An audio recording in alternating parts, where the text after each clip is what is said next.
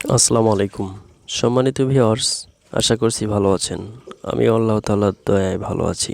আজ আমি আপনাদেরকে শোনাবো সীতাকুণ্ডের বিএম ডিপোতে ঘটে যাওয়া মর্মান্তিক কাহিনী। সীতাকুণ্ডের বিএম ডিপো যেন যুদ্ধ বিধ্বস্ত এলাকা। চারিদিকে ছড়িয়ে আছে আগুনে পোড়া ধ্বংসাবশেষ, কোথাও পুড়ে যাওয়া পোশাক, আবার কোথাও বিস্ফোরিত হওয়া বিভিন্ন রাসায়নিক ছোট ছোট কন্টেইনার। বিস্ফোরণের পর লোহার টুকরো, বড় কন্টেইনার, কাভার্ড ভ্যানের ধ্বংসাবশেষ ছড়িয়ে ছিটিয়ে পড়েছে। ডিপোর ভিতরে ৬৫০ মিটার দীর্ঘ একটা আধাপাকা টিনশেড ভবন ছিল, সেটিও ধ্বংস হয়ে পড়ে আছে। এর মধ্যে ৫-৬টি কন্টেইনারে দাউ দাউ করে আগুন জ্বলছে। আকাশে উড়ছে বিষাক্ত রাসায়নিক ও পুড়ে যাওয়া কন্টেইনার থেকে বের হওয়া ধোঁয়া। ডিপোর ভিতরের অবস্থা যেন এক যুদ্ধবিধ্বস্ত এলাকা। সোমবার সকাল 10:30টার দিকে সীতাকুণ্ডের বিএম কন্টেইনার ডিপোতে গিয়ে দেখা যায়, মূল ফটক থেকে দক্ষিণে ১০০ মিটারের মধ্যে ছড়িয়ে ছিটিয়ে থাকা কন্টেইনারগুলো দাউ দাউ করে জ্বলছে। মূল ফটক থেকে ১০০ মিটার পূর্ব দিকে গেলে টিন সেটের আধা পোড়া গোদাম। গোদামের সামনে ছড়িয়ে ছিটিয়ে আছে হাইড্রোজেন পারক্সাইড, রাসায়নিকের ছোট ছোট নীল রঙের কন্টেইনার। গুদামের উত্তর পাশে অফিস কক্ষ ছিল বলে ধারণা করা হচ্ছে। সেখানে লাগানো এসিগুলো ধ্বংসশেষ হয়ে পড়ে আছে। গুদামে যেসব গার্মেন্টস পণ্য রাখা ছিল সেগুলোও পুড়ে শেষ হয়ে গেছে।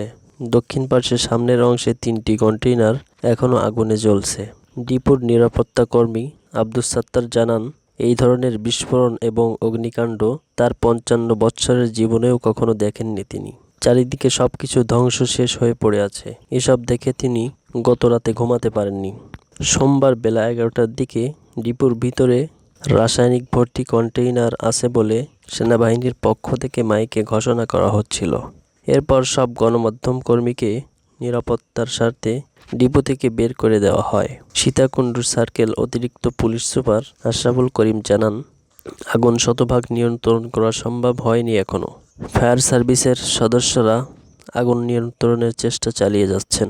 আশপাশে পুকুরগুলোর পানি শেষ হয়ে গেছে, ফলে গাড়িতে করে বাইরে থেকে পানি এনে আগুন নেভানোর কাজ চালিয়ে যেতে হচ্ছে। এছাড়া কন্টেইনারগুলো একটির সঙ্গে অন্যটি লাগানো থাকায় পানি সঠিক জায়গায় পৌঁছাতে পারছে না। আজকের মধ্যেই আগুন নিয়ন্ত্রণে আসবে বলে আশা প্রকাশ করেন পুলিশ কর্মকর্তা আশরাফুল করিম। এখন যে কন্টেইনারগুলো জ্বলছে সেগুলো গার্মেন্টস পণ্য, কিন্তু বাতাসের তীব্রতা বেশি হওয়ায় আগুন দাউ দাউ করে জ্বলে উঠছে।